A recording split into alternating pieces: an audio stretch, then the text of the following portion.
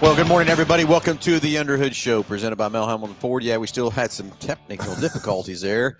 And, we messed up and we didn't get everything all dialed in like we should have during the week. But probably my fault for not dialing it in, Josh. So, anyway, here we are live, ready to go. And, we're not live on all the other stuff and everything. And we are live on Facebook and YouTube, I believe, for the Mel Hambelton Ford side of things. So yeah, I was kind of looking here to see if I could share it, but it's hard to share a page like that and everything else too. So anyway, hey everybody, it's a call-in show, 316-462-3673. Hey, anything ailing your car, tires, brakes, batteries, whatever it might be. But we want to talk to you this morning. Anything that you want to talk about in the automobile world, love to hear from you. And it is a call-in show, 316-462-3673. That's the number to jump on the air here with us and talk automotive. So got a little bit of a late start this morning as well. So. Yeah. So anyway, Josh, we got some exciting stuff on the show. We do. Yeah, I think we're out there. We were able to wash the cars after soaking up some drool, I think, from that side. But there's a bunch of GTOs out there. So we've both of us, I think, have got a little bit of an education already this morning. Boy, we have, haven't we? On some GTOs. So exactly. So so anyway, we are having a car show next Saturday, and we're helping raise money for the police officer for the Sedgwick County Sheriff's Department, Chef Coonsey. I think he passed away in 2018. I think it was when he got killed in action and stuff. But anyway, we're having a car show out here to help raise money for him, and the GTO Car Club is here. And this morning, setting up, but we got 10 GTOs from a 64, I believe, to 74 is what's setting out there. But anyway, we're trying to raise some money there. The GTO Club is restoring Coonsey's GTO, and it's about, I'm going to say it's halfway done right now from what I'm hearing from the guys. Of course, they're not letting us see it or anything else like that. So they want to be a surprise and everything else too. But today they're setting up raffles. We're going to have about 30 different things they're going to raffle off. You can just drop your money in the bucket and don't make some donations and stuff too. But come out all week. They're going to be here Monday and Thursday from 11 to 1 selling raffle tickets, but you can come by anytime you want and check out the GTOs. And I had a salesman say, what are we doing with all these Pontiacs in? Well, it's cool to have some different exciting stuff in here, right? It is definitely something different. Going down through here, where a couple of them have the photo albums of the process of the restoration, and then a lot of them have the window stickers in them. And I was looking at that last night, and quite a few of them, I was very surprised, just a car of that age, but were sold right here in Wichita. Yeah. And you think, then you wonder, okay, well, has it been in the family that long, or is it just something, to go to restore a car like that and purchase it later and it have been a local car is probably pretty odd. Okay. So the second car out there is a 65 GTO, and he bought it when it was 6 months old. Okay. See here, we got Larry coming through here. Now I'm going to sneeze. Anyway, we'll get Larry patched through here real quick. Good morning. See what we got on here so far this morning. While we're waiting the caller to get in here real quick. Jeffrey Coates, good morning. Jason Cox, Delbert Alt. And yes, Jason Cox, it is the Goats. Yes. I get it. Yeah. Yep. And Delbert wished they would have kept the Pontiac name. Delbert, I would too. And here's my opinion on that, and I'll give you all that too, is we had a guy running General Motors that came up with the old Saturn version of everything. And I think if they would have just not named it Saturn, they'd take those cars and they would have kept it with Pontiac and named them Pontiac and take that models of that and moved it into that franchise, I think it'd have been okay. Would have been all right. Yeah. Well, let's go to the phones and talk to Larry. Larry, you're on live with Under the Hood. Yeah, Phil, going east on 30th last evening, my 2010 F-150 just flipped over 200,000 miles, and all of a sudden I started losing power. And I thought, what's going on? I tried to accelerate and just kept going slower and slower, and I finally just died right on the road. So I tried to start it, and I got it to start just enough so I could pull off of the blacktop. And I got a check engine light, a wrench, and an oil can. all showing up at the same time. And when I try to start it now, it'll fire, but it just dies immediately. It's a 2010. Yeah. First thing I'm going to is fuel. Yeah, so I was wondering about the fuel pump itself. But you were driving down the road, and then you just kind of started losing power. Started losing power, and I tried to accelerate, and I just kept losing power till it just died. And Delbert Alt thinks the catalytic converter's clogged. So that I could, think he'd had it could be a thing, but then also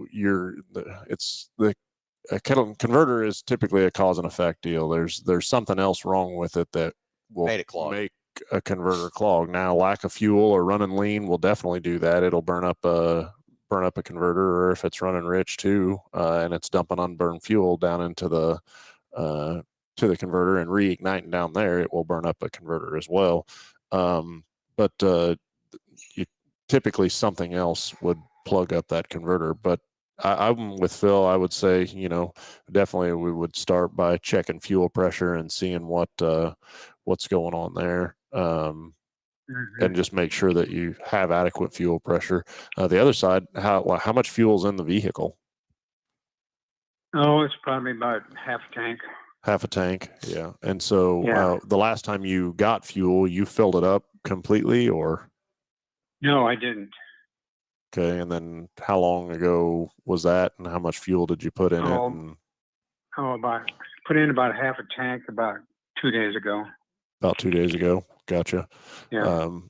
And then you drove it quite a little bit on that fuel. Yeah. Okay. No problem. Yeah. Yeah. Obviously, just getting bad fuel would be a option or a cause of that as well. But I would definitely start with the fuel side of things. And Larry would be more than happy to add a diagnostic onto your package and take a look at that thing and figure out just exactly what's going on with it. Of course, Larry, you're in Hutch. We'd have to get on the truck and trailer and get it over here. So. Yeah. Right. Yeah. Okay. Tell me why that oil can light was on. Well, and so I don't know when the oil can light was on, it was running, the vehicle was running, or this is just key on or cranking.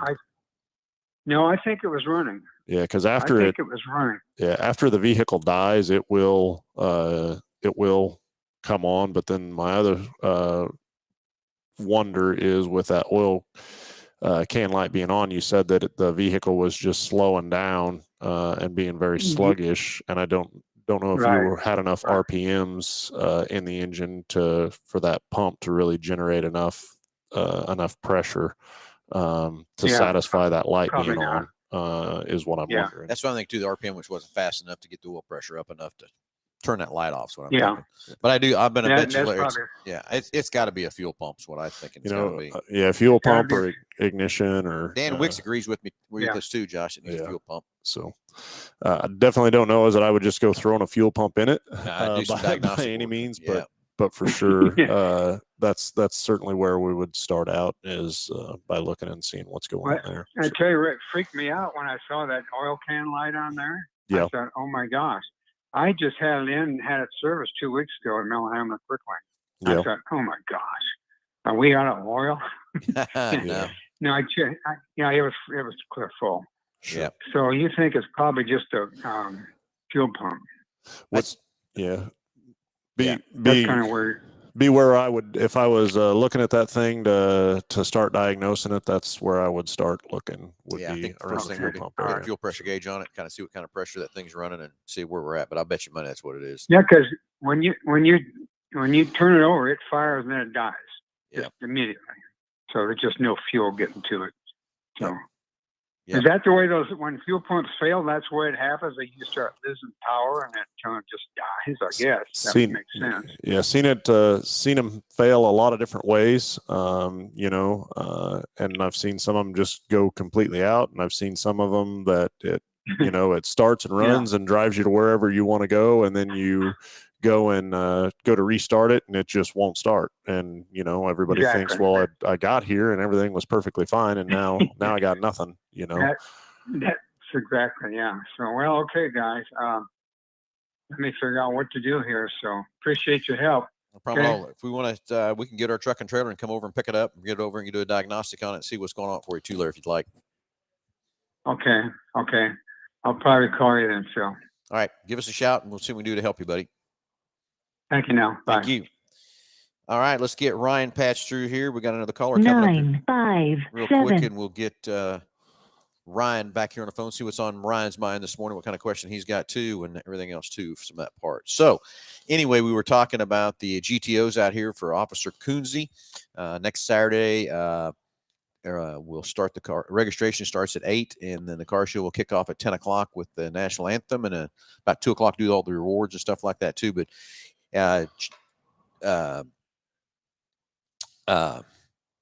I'm drawing like Jordan Whitehead will be out here cooking hot dogs and hamburgers for everybody, 11 to 1. All kinds of raffles, over 30 different raffles to have that they're going to be raising money for. And I hear there's going to be some silent auction things too. So a lot of exciting stuff. Come out during the week, check out the GTOs or whatever you want to do. There you go. Let's go to the phones and talk to Ryan. Ryan, you're live with Under the Hood. Hey, thanks, guys. 2012 Chevy Equinox with 138,000 miles on it, and the traction control will fly up there on the screen every once in a while. It'll stay there saying my traction control needs serviced, and it'll go away. And it's really an intermittent deal, and just want to know what recommendations y'all have on. Have you seen that before in the 2012 Chevy Equinox? Ryan, that's a great point. So do you get any other message or warning indicators like advanced track or StabiliTrack or anything like that, or is it just specifically the traction control light? Yeah, it's the total traction, the TC, I think is what it is. Yeah. Tactical traction, something like that. Just traction control, yeah. Okay. And then when is this light coming on? Is it you said intermittent, but is it stopping, turning, just going down the highway? Just when I'm driving. Okay. It can come on, and then during the same drive, if I'm doing a long drive out from Wichita to Hutch, it can go on and be on for 4-8 minutes, and then by the time I land in Hutch, it's turned off. Shut back off. So the most common thing, there's a lot of components in that traction control system as far as sensors and data points and modules that it reads from. But the most common thing we see is probably a wheel speed sensor that's dropping out. So there's a wheel speed sensor on every wheel, and that's how that system operates. That traction control is based on those wheel speeds. And so I would say that there's probably would find something going on with either a wheel speed or a reluctor ring or the harness going to one of the wheel speeds, just because that's where the highest those components move the most in the system. But what we would need to do is perform a diagnostics on it. So hook up a scan tool, not a code reader, to the vehicle and go through and do a flow of diagnostics or a diagnostic chart on that vehicle and see exactly what's going on. For calling into the show, we will add that to your package. We'll mail it out to you. And take a look at that thing at no charge to you to figure out exactly why that light's on. Yeah, absolutely. I guarantee he's got a wheel speed sensor following that. So Yeah, I would say that we'll probably end up finding a wheel speed sensor. It's just a matter of which one and where at. So, but what I will tell you is why that light's on. That system is unable to do its job. There's a lot of things that could be unsafe about that. I guess one would be stopping in your ABS side of things, but then also if you had to perform an invasive maneuver, going home last night, I about hit a deer on 96 highway, and it was just I mean, it was very close, and the vehicle kind of slid around a little bit, but without all the systems in that truck, You'd probably hit him. yeah, I probably would have got a hold of him or hit him, And so in situations like that, understanding that 90% of the time you don't need traction control or you don't need anti-lock brakes, but when you need it, it's important that you have it. So just be sure that you understand that, with that system, that light on or that fault in the system, it's not working. And that's when you're going to want it the most. Okay. Well, I appreciate Josh. Thanks, Josh. Thanks, Bill. Yep. Yeah, we'll get that added to your package and get it sent out to you. All right. Okay. Thank you, guys. Thank you, Ryan. All right, 316-462-3673. Hey, anything ailing your car, tires, brakes, batteries, anything in the racing world, automotive world, anything you want to talk about? Let's get the phones ringing. Give you a great price package. We didn't even talk what's in the price package. I know. Yeah. We just we went right to it. Love it. Yeah. Keep the phones ringing on that side of things. But we've given away a couple of packages already, and then added diagnostics onto both of those. But just for each and every caller that calls in, we're going to throw in the works, which is an oil change and tire rotation. We use Motorcraft oil and filter products here at Hambelton Ford. While we're performing that, we're also going to do a multi-point inspection, checking over the brakes, tires, steering, suspension, all the safety-related components on that vehicle. You'll get yourself $10 to Mel's Diner, so you can get yourself something to eat and drink while you're here with us at the big corner. You'll get complete nitrogen for your tires, so you get all the great benefits that nitrogen has to offer. And then BG products package, which is going to consist of a can of MOA or motor oil additive for your engine oil, and then CF5 for your fuel system. Again, just getting that car geared up and ready to go for that next 5,000 miles of driving. And that goes out to each and every caller that calls in. So 316-462-3673. That comes right to the front desk, and just tell the girls there that you want to get patched in the podcast, and we'll get your questions. So anyway, Josh, we kicked off the show talking about those GTOs out there, some 6-packs out there. You know what that is, right? I do. Yeah. 3 two-barrel carburetors. Pretty cool. So how many of those have you ever had tune in or sink in or? Oh, well, I was telling the guys out there in the showroom one day when I was with my dad's station. We were there at First and Main there in Halstead, and a guy towed in a Pontiac station wagon that wouldn't run. So we got it pushed in the stall, opened the hood. And I mean, it had an air cleaner on it thing. It looked like about 3 foot around. And mind you, it's a station wagon, right? Took that air cleaner off, and it had 3 deuces on it. Yeah. So from the factory, it wasn't someone put that in there. They did it from the someone factory. put that thing, ordered it that way. Station wagon.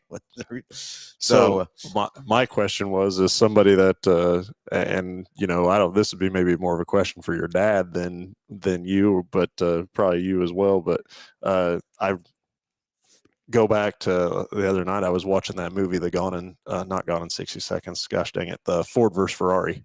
Yeah. And so when Ken Miles is in his auto shop, and that guy pulls in the Jaguar,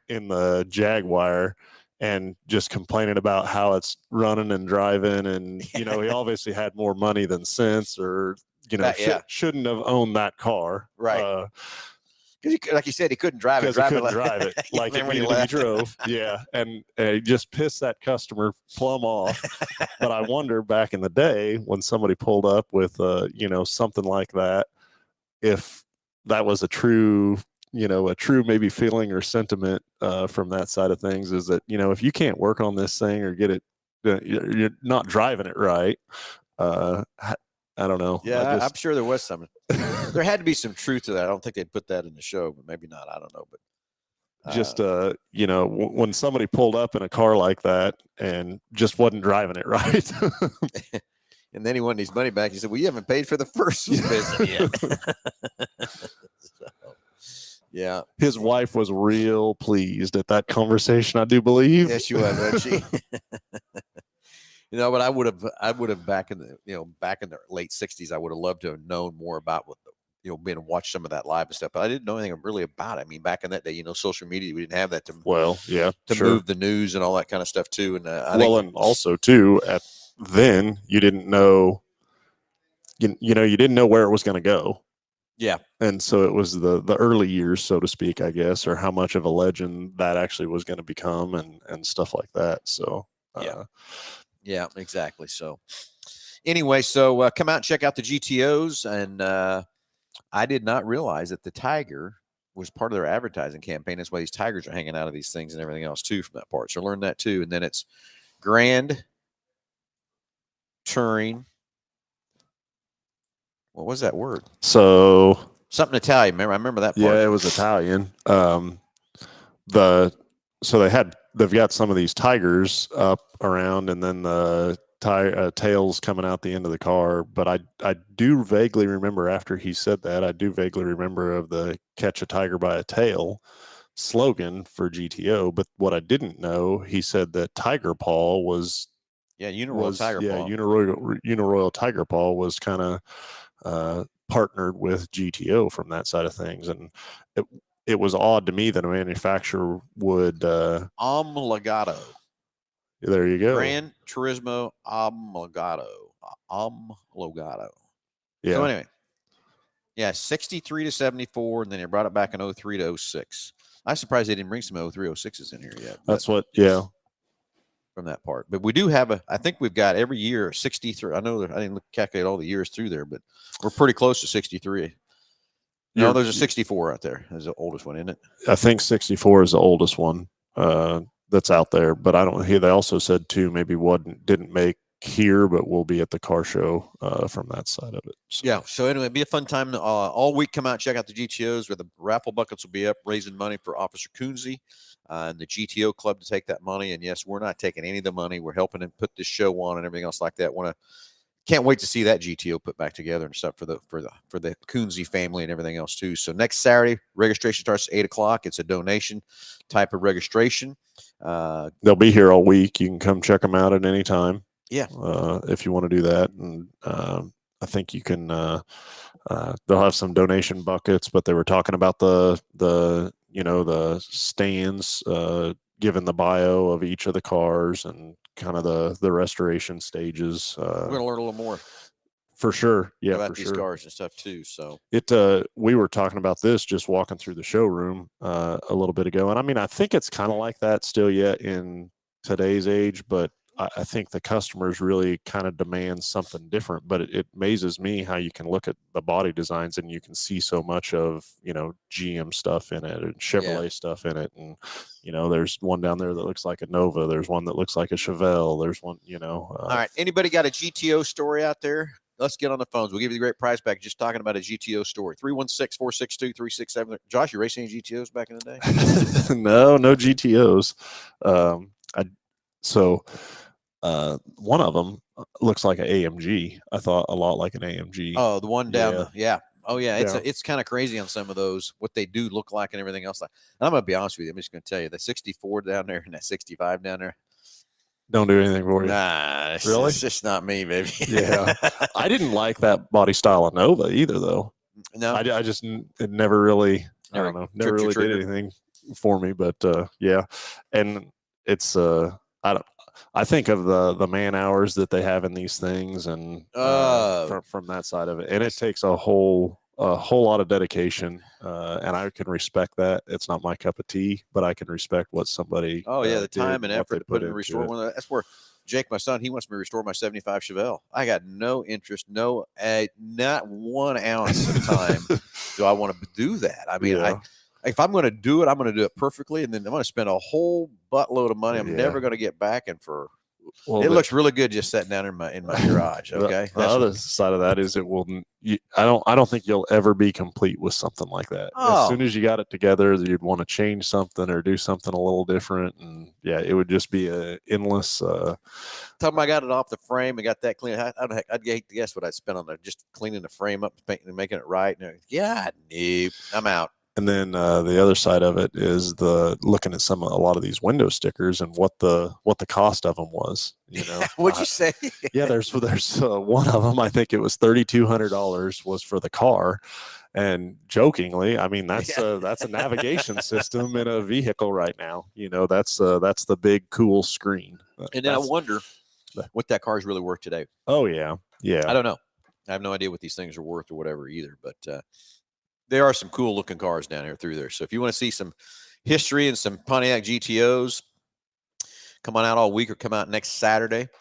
Of course, I think we got to do the radio show outside. Yeah, maybe or something. Definitely going to have to do that. And then we'll have the national anthem at 10 o'clock and kicking off. We're trying to get at least 200 cars to get a lot of money raised up for Officer Coonsy's family to help the GTO club finish off the GTO of his. Now, the car they're restoring, it was Officer Coonsy's car. It was his car. Yeah. It was his car. And that was going to be his retirement kind of thing, to go back and restore the car and do everything else too. So that'll be a fun, exciting time to reveal that when it finally does get done and everything else too from that part. So come out, check out the GTOs, check out some history. They're going to have the boards up describing all the years and models and what they are. And then, of course, all the raffle buckets will be up, and they're doing that right now, getting that all set up and everything else too. So fun time there. So let's talk about 3J. What happened last night? Well, yeah, we went up to Salina, raced, and got our first victory of the year finally. We've had several seconds, but yeah, Jake got it done last night at Salina, so it was a fun time there for sure. What's that saying about second? I can never remember that. Yeah, you do. Yeah, you do. First loser. First loser. Somebody's got to get it, though. You know. Yeah, someone's got to be there.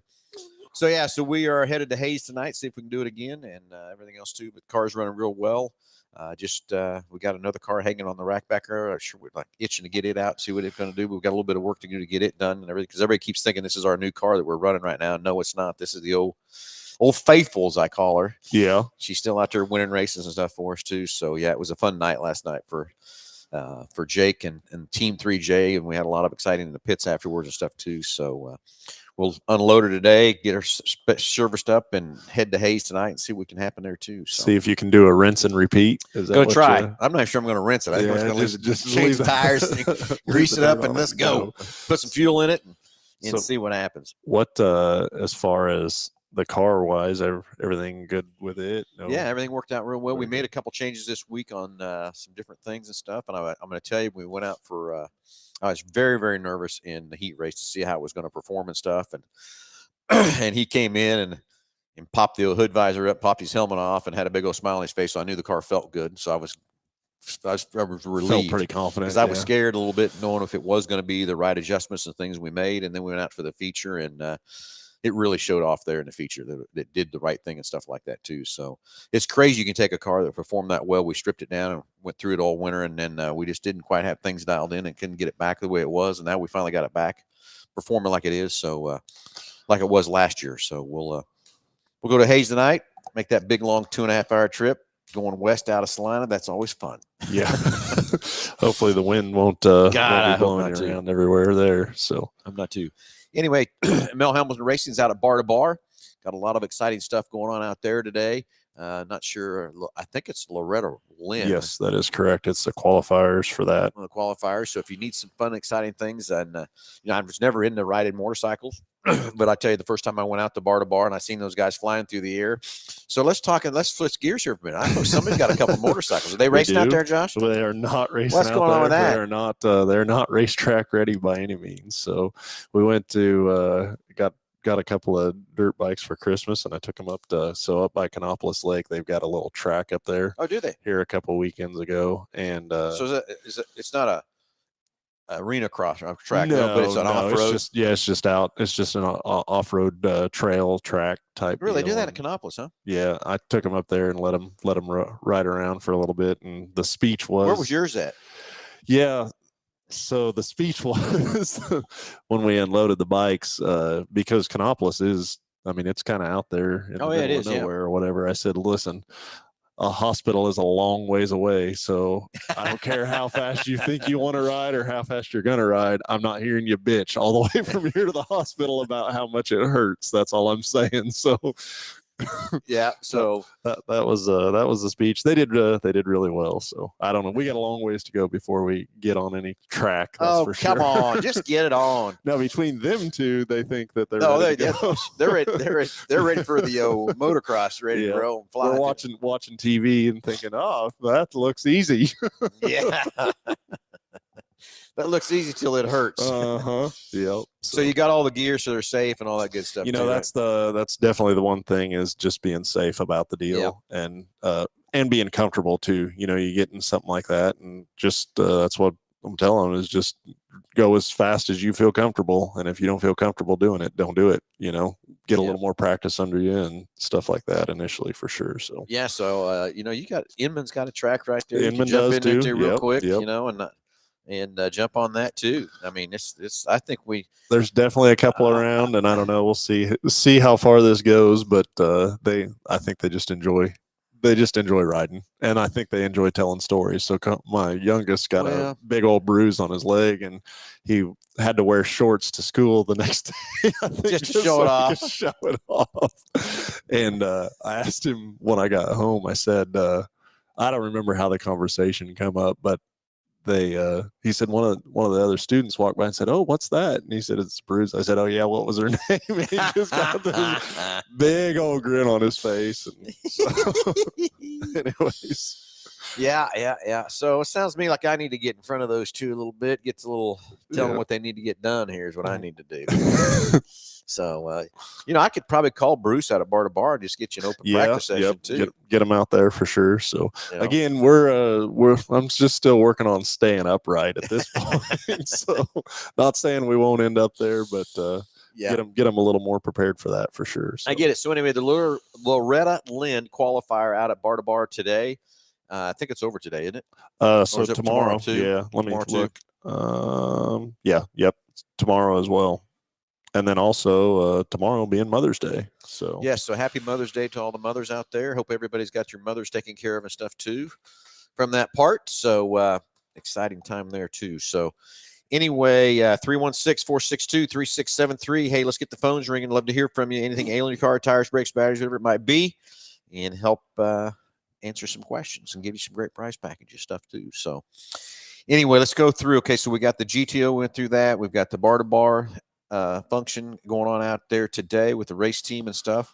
Other thing, Josh, I don't remember what the name of that thing is. We're getting ready for the Mustang. Our two Mustangs that go on the drag racing tour that goes up through. Yes, that is. So it's Rocky Mountain, or not Rocky Mountain. Well, maybe it is Rocky Mountain, but it starts. So they took Great Bend out of it, and it'll go to Nebraska.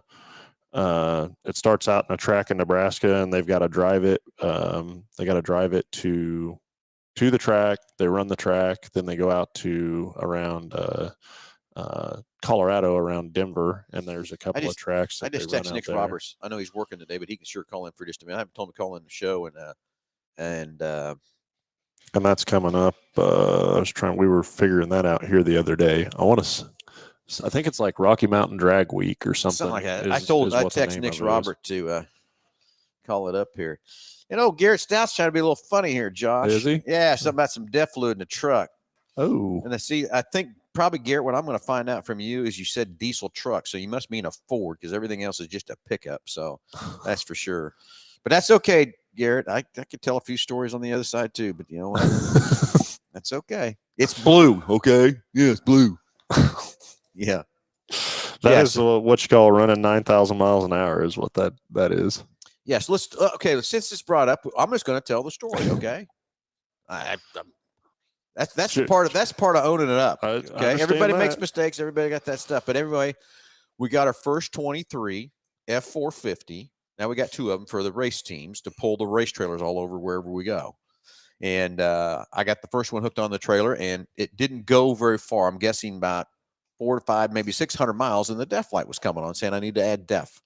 And the tank holds 7.5 gallons, and we put in 2.5. So I knew something wasn't quite right or whatever. So we filled it up. We were busy flying and everything else like that. So we went on again. I thought maybe it just didn't get full or whatever. But then again, 2.5 gallons in a 7.5 gallon tank or 7.2 didn't work. So we went again. Same thing, about 4, 5, 600 miles. DEF light's flashing at me that I need more DEF. So I was really curious about how much it was going to take. And so Josh, back to the rig in the shop, I went and got the DEF fluid tank, and I'm trying to recalculate this gauge so we know exactly how much fuel we're putting in it. And I walk up there, and I start putting fluid in it. I'm watching that gauge real hard, and Josh walks up and gives me this dirty, nasty look, and I'm thinking, what's that all about? And then I look over, and I went, dang it. I'm putting that in the diesel fuel instead of the DEF tank. So, yeah, Garrett, I did it. It is amazing how fast that can happen and be a thing for sure. And, from my perspective, I didn't say a thing because it wasn't that I didn't want to, but I know what karma's like, and it would have took about 2.2 seconds, and I would have done something twice as stupid. So yeah. So anyway, Let's talk about that 23 450 though. I'm telling you that Garrett, that is a truck. And I'm telling you, that thing's got that new 6.7 high output diesel in it. And going to Hayes and pulling those hills out there in western Kansas, running, yeah, a little fast, and I probably should be, but never ever is it shift out of 10th gear. Never. That's how much torque and power that thing has got. The new technology in that truck with the heads-up display, everything right in front of your screen, the lane centering. The other thing, I just love the cool stuff. You turn that turn signal on, it's got a camera that shoots right down the side of your trailer. You can see how you're turning, where you're going and stuff from that part. But that truck is a truck. I'm telling you, and I can sit back and just drive it one-handed. Well, it's just all the safety that's in it. You know, adaptive pulling cruise, yeah. You know, that's literally a job, pulling that big of a trailer, and that's a huge responsibility, not only to yourself but everybody else on the road around you. Yeah, and to be able to have all of those features and functions of what that truck is doing for you, just driving down the road is phenomenal. Yep. Yeah. So Josh, you're right. That karma is kind of tough, and what I'm really kind of wondering is who's spreading the word. What I want to know. That's what I want to know. And I think I got a pretty good idea who that is. Somebody down at the old Quick Lane shop driving a white Super Duty himself is what I'm thinking is causing the problem. There might be another old boy driving a little old pile of, red Tahoe might be spreading that stuff around a little bit too. What do you think, Josh? But that karma, I just got it's switching gears a minute. I got somebody out in a picture of somebody hanging out in the weeds yesterday, Josh. In the weeds? In the weeds, yeah. Here, let me see if I can find it. I wish I could. It's on my phone. I wish I could pull that up and put it on the screen. That would be really kind of fun. Oh, yeah, here it is. I think I got it right here. Somebody hanging out. Nope, not that one. No. Yeah, I something like that. And oh, here it is. Here it is. Here, I think I got it right here. Yeah, see somebody out in the weeds looking for something. What do you think he's looking for right there? Nope. Yeah, what do you think he's looking for there? Huh. So let's see. How can we get to here's somebody here? I think I can do this. Does this work? Oh, yeah, that works just perfect. Now I want to know who is that right now, and what's he doing out there in the weeds? You're supposed to be in the fairway there, Kelly. What I want to know is what's with them drop lights under him? Oh, under those pants he's got on, those white things. That right there is exactly why I don't wear shorts. Me too. What's in the? I didn't check that out. What's in the grass down there by his right leg there? What's that in the grass there? I think that looks like some liquid refreshment to me. Maybe that's the problem. You had too much liquid refreshment and you couldn't hit the ball straight enough. Couldn't get it there. And then Kelly, I'm gonna tell you something else too. Kelly Hambelton. Nope. Right. See any smoke coming out my ears, Kelly? Hey, anyway, Kelly, what you got to remember, you weren't playing Philly rules. You hit it in the gunch, you just lay another one out and go on. You don't go out there in the gunch and try to find your ball, man. That's only $1. Who cares? Yeah. But you got too much liquid refreshment. And you sliced her off on the side, and of course he's a lefty, I think. No, I don't think so. Well, maybe. I can't remember. Yeah, maybe he is. Okay, hey, we got a caller, Nick. Let's get back to the phones here. Let's get Nick on the phone. We'll keep razzing everybody. Like you said, Josh, it'll come back. Whatever it is, I promise it'll come back. Yeah. So we'll get Nick on the phone here in just a little bit. And away we'll go. So 316-462-3673. Got a few more minutes left on the show here, and then take some callers and stuff too. So make it happen. So anyway, get Nick past you. I hope I didn't make him wait too long. Nope, just a minute. So we're good shape. Here he comes. Nick, you're live with Under the Hood. You there, sir? Hello. Can you hear me? Yeah, I got you here. Hold on just a second. Okay, you got us? Oh, you got you now? I hear you. Yeah, there we go. Okay. Yeah, we got you now. Sorry. Okay. So what this race that's coming up, tell us about the drag cars and what's the going Rocky on there. Mountain Week or whatever, Nick. That's what we're after. We were talking about the Rocky Mountain Race Week. So tell us all about what's going on, when it happens, what we're doing, and all that kind of stuff. We're kind of going through all our race stuff and all that stuff too, Nick. So let everybody know about what our two Mustangs are going to go do. Okay. So in starting June 24th, we're going to do Rocky Mountain Race Week 1.0. Anyone that's not familiar with Race Week, it is a week full of driving across the country to different drag strips and making passes in your class.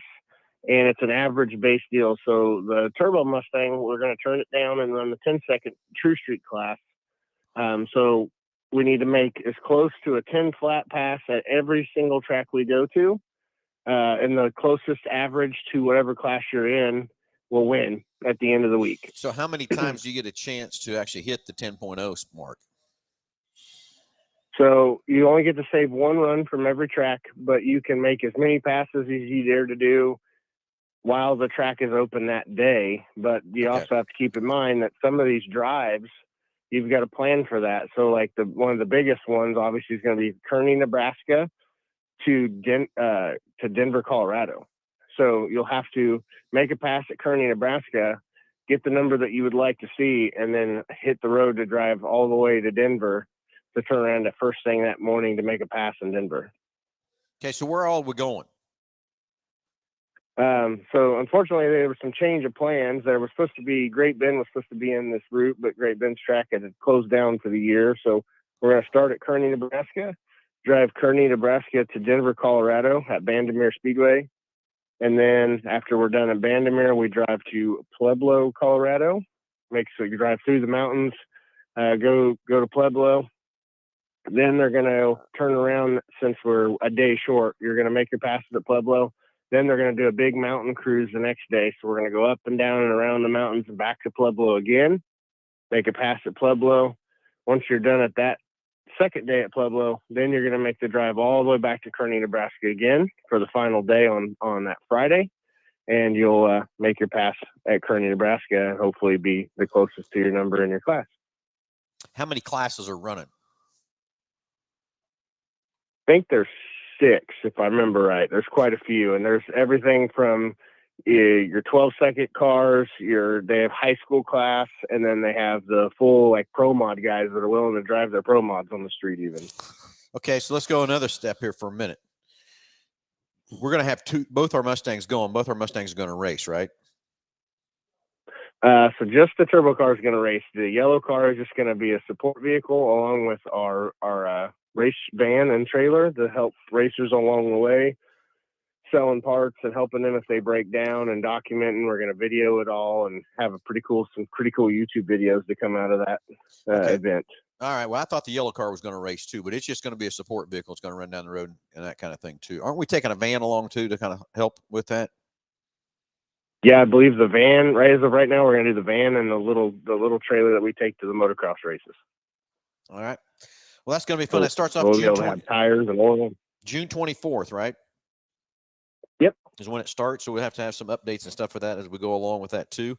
My next question I got for you, can you update everybody kind of what happened at Great Bend, why we're not racing at Great Bend? So Great Bend just went through a huge overhaul 2 years ago. They spent a ton of money getting the track up to amazing standards. They spent a lot of money on the concrete walls and barriers and buildings and so on. Well, unfortunately, somewhere in that process, there was some concrete issues, and the concrete is delaminating in spots, and the rubber is popping up. So SRCA, which is the managing partner of that track, decided for safety reasons they didn't feel that it was a good idea to continue with this year until the track is resurfaced and fixed properly. So hopefully everything gets worked out with that deal this year, and next year they can be back open and running again, because they spent a ton of money on the facility, and it's, when it's right, it's definitely the nicest facility we have in the state. Yeah. So they are going to fix it. There's rumors I heard they weren't going to fix it. It was just closed forever. Of course, you know how rumors get running around and everything else too, that part, but they are going to fix the track. That's what it sounds like. The city's pretty determined, and SRCA obviously wants to see it fixed. I mean, there was a lot of people that got involved. I believe the number was like 1.6 or 1.8 million dollars was spent getting it to the level it is now. And obviously, unfortunately, it's probably going to take another almost $1 million to get it back to what needs to happen. But everything at that track right now is state of the art for sure. then my question is the company that did it, are they taking responsibility or are they not taking responsibility for what happened there or what? Or do you know, maybe you don't So know there's that? rumors. There's rumors from the company that was the contractor down to the sanctioning body that ordered the concrete to be poured a certain way. So I think there's a lot of finger pointing, and I believe there's a big court deal that's probably coming from this. And I'm sure there'll be more information with it, but I think it's probably going to be a long, rough road in the courtrooms, unfortunately.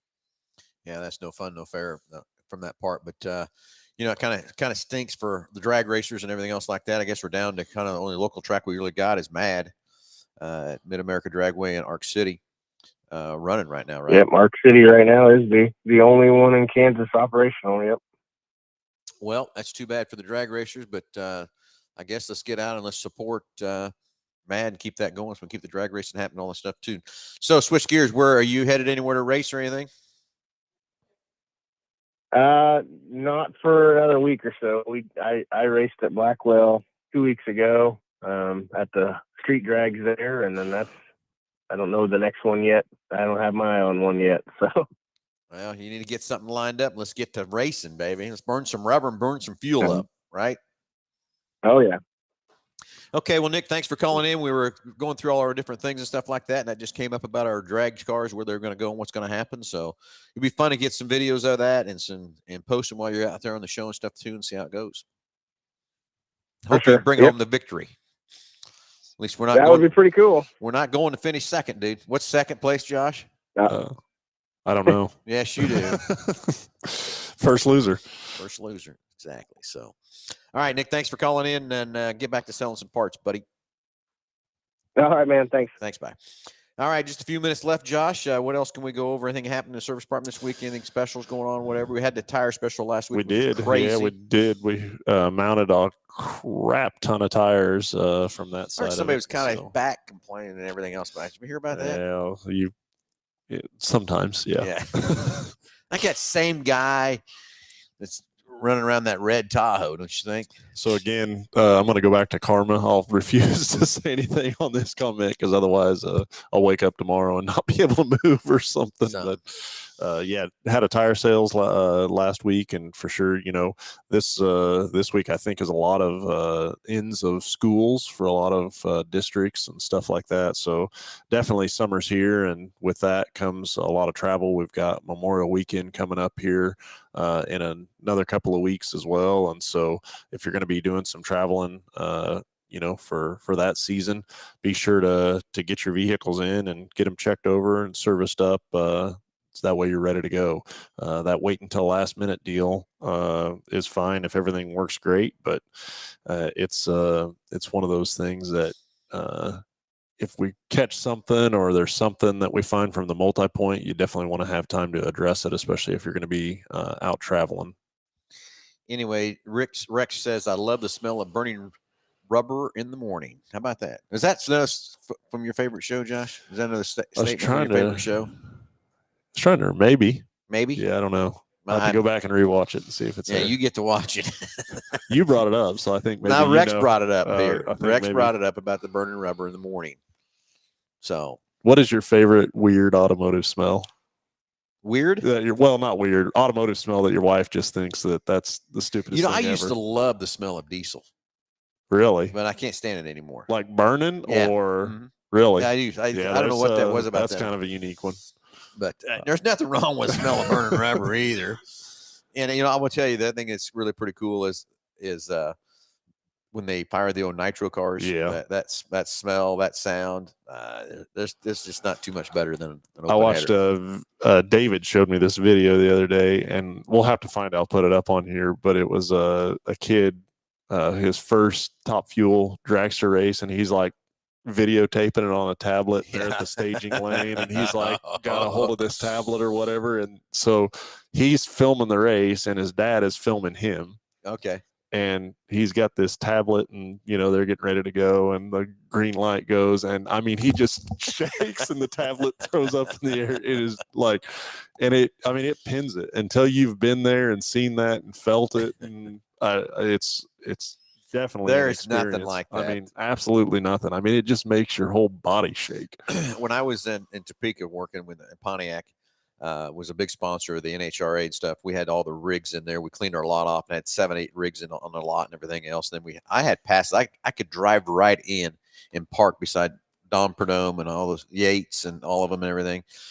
So I got to actually go stand on the start line, and I'd actually stand there and put my like a left brake forward and right one back to brace myself as those things would take off, and it would still just blow you back. Yeah. But the thunder those things put on your chest and everything else like that, just make your whole body shake. Yeah, that's so much fun. And then I remember going to the first one. We went to Las Vegas. And while we were out there, we went, and that was the first NHRA event that I'd been to.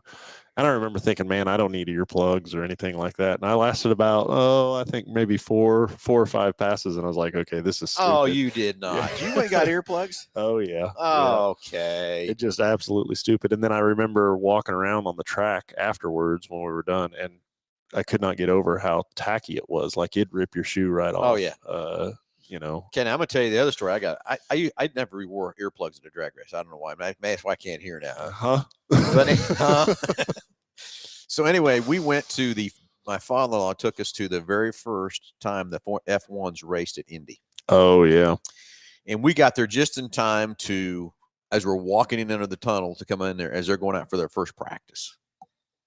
And they're all reaching their pockets, getting the earplugs out, putting them in their ears and everything else, and everything else. I'm looking at them, I'm thinking, you bunch of, you know what? But I'm telling you, they took off, and I couldn't get my hands in my ears quick enough. It's a high-pitched shrill, and it hurts so bad. Yeah. I mean, I could not. I wore earplugs the rest of the weekend because it was crazy. But I thought, there's no big deal, boy. And it just hurt. God, it hurt. But, those things were turning well. I don't remember what it was, 17,000 RPM and little 3-liter motors and just screaming like hell. Yeah, I've never seen an F1 race, but I've always thought just one time I'd love to take one of those cars down like 96 highway between Hutch and Haven or Hutch and Wichita or something. And just, like that would just be, I don't know, that'd be the coolest thing ever, I think. But no, I get it. I do get it. Well, anyway, hey, it's time to run. Oh, you got a real quick question. How do I adjust caster and camber on a 4x4? Well, God, there's a lot of setups and different things, years and models and everything there. How you do that, there's a lot of shims out there. There's potentially even slugs from like ball joints, adjustable ball joints. There could be from control arms side of things. So it really depends on what you're working on as far as your make and model. Yeah. But that's something that we can definitely help you out with on being able to have the right equipment to do that for sure. Let's put it this way: whatever 4x4 option or way you have it set up or whatever for your particular vehicle, we can adjust it for you. That's for sure. All right, hey, it's time to run out of here. And Josh, as always, we don't do a very good job of talking about our great sponsors we have to help us keep the show running every week, and it's BG Products, all the great preventative maintenance products we use right inside here at Mill Hambelton Ford. We sell a lot of their stuff because it's great products, and it makes your car run many, many miles. And remember, what's in your maintenance owner's manual, the maintenance schedule, is the minimum you have to do. There's no BG products in there, I promise you that, because the manufacturer doesn't want you to put that stuff in there because they don't want it to last any longer than it needs to do. But anyway, those guys are great. Okay, 1988 Chevrolet. That's going to be the shims you're going to have to take off. You'll take the hub and everything off, and you'll put a shim behind the hub. It is how you'll adjust those 4x4 on the 88 Chevrolet. If you want some more details or whatever, give us a shout, and then we'll get more in depth with you on just on that too. So anyway, BG Products, thanks for the great partnership we have with those guys. Love everything that's right here in Wichita. There's their R&D lab and everything that's done there in El Dorado. Very good situation there. So if you want something, like they say, you're not going to get a technician in a can, and you're going to get what you pay for. BCC, or Big Corner Creative. Yes, that's our advertising company right down the street here at Mays and Kellogg. Jesse's got a whole crew of people down there that helps you advertise your business, from a web page to Google advertising, direct mail, radio, TV, whatever it is your flavor. Need your vehicles wrapped, need your windows wrapped, need a race car wrap, or you need your windows tinted. And as they say at BCC, Josh, just Google us. There you go. Hey, go to rent. Hey, the summertime is here. We've got a better fleet of vehicles over there for stand and go to rent. If you're looking for something to get on a vacation or a trip or whatever, need a 12 or 15 passenger van, give Stan a call right inside at Go To Rent. Hey, everybody, have a great Saturday. Happy Mother's Day to all the mothers out there, and we'll talk to you next Saturday.